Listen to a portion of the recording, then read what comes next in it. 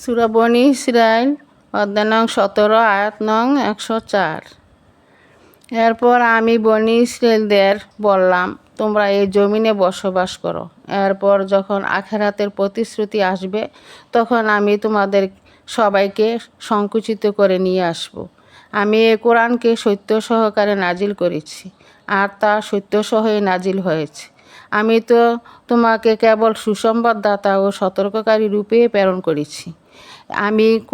আমি কোরআনকে ভাগে ভাগে বিভক্ত করে দিয়েছি, যাতে করে তুমি ক্রমে ক্রমে তা মানুষদের সামনে পড়তে পারো। আর আমি তা পর নাজিল করেছি। হে নবী, তুমি বলো, তোমরা এই কোরআনকে বিশ্বাস করো কিংবা অবিশ্বাস করো।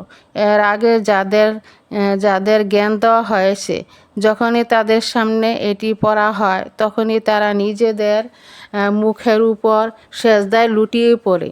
তখন তারা বলে, আমাদের প্রতিপালক পবিত্র, অবশ্যই আমাদের প্রতিপালকের ওয়াদা পরিপূর্ণ হবে।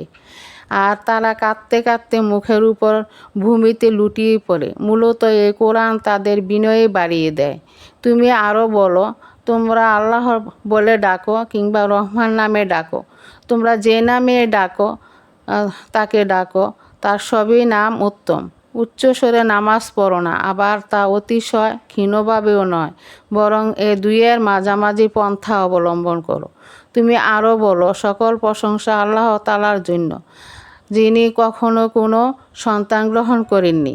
তার সার্বভৌমত্বের কখনো কারো কোনো অংশীদারিত্ব ছিল না।